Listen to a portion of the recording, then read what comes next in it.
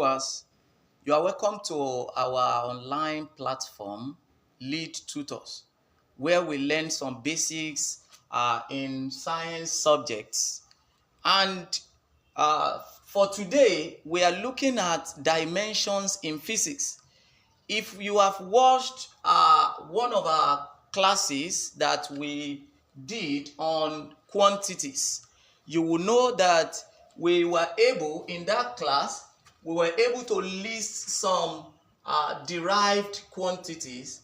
And because we want us to also understand the concept of dimensions, so we're going to continue on the derived quantities because we will need to write out the dimensions for the 11 derived quantities that we have. And as I said in that class, that you should go for more. If you do your research, you can get more derived quantities. There are many. But as for the fundamental quantities, they are just these 8. And before we continue, I just want you to understand that we have symbolic representation of how these derived quantities are related to the fundamental quantities.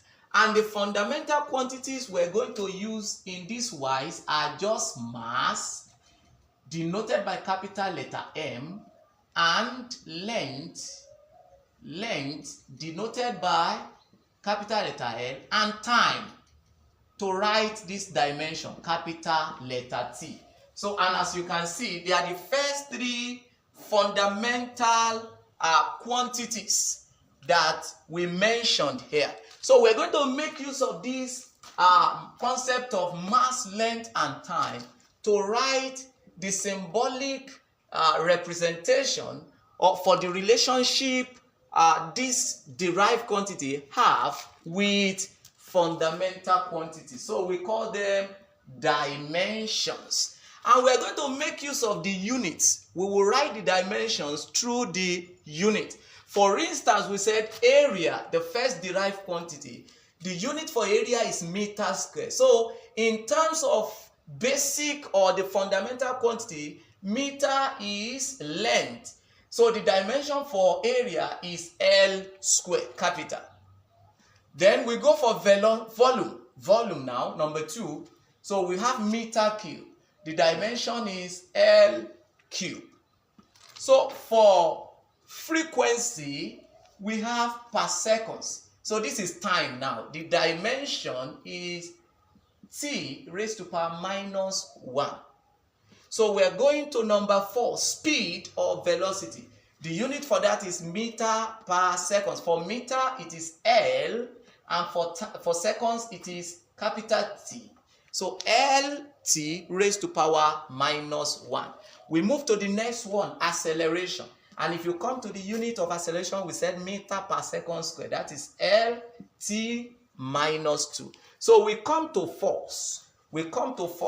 And you can see this is the reason why I included kilogram meter per second square, because this is the one we are going to use to write the dimension and not the Newton. However, Newton is the SI unit for force. So we are going to have kilogram mass. Now we're coming in contact with mass for the first time. That is capital M, then meters, that's length, L, and seconds, that's capital T raised to power minus 2. So let's come to pressure. We said the unit of pressure here is kilogram per meter per second square. And for kilogram is M for mass, L for length, which is raised to power minus 1, and T raised to power minus 2 for seconds. So we come to momentum. That is kilogram meter per seconds.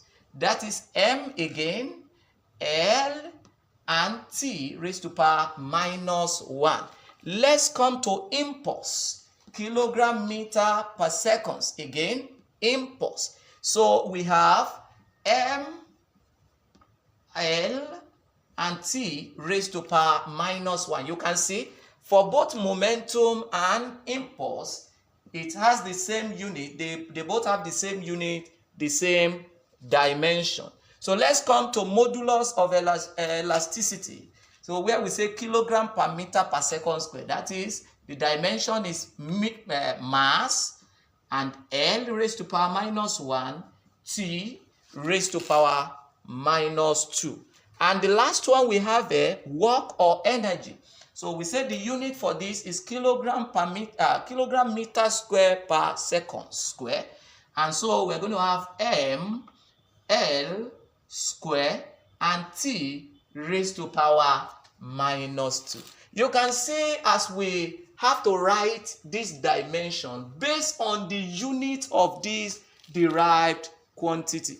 So writing of dimension is a simple concept if you understand derivation and units of the derived quantities. And bear in mind, this is just a quick class just to let us know that there is a way we can represent symbolically now the derived quantities in relation to fundamental quantities. So that is all for this class, viewers. You can also write for the list of other derived quantities that you have written out yourself. So see you in the next class. Continue to study, continue to do well.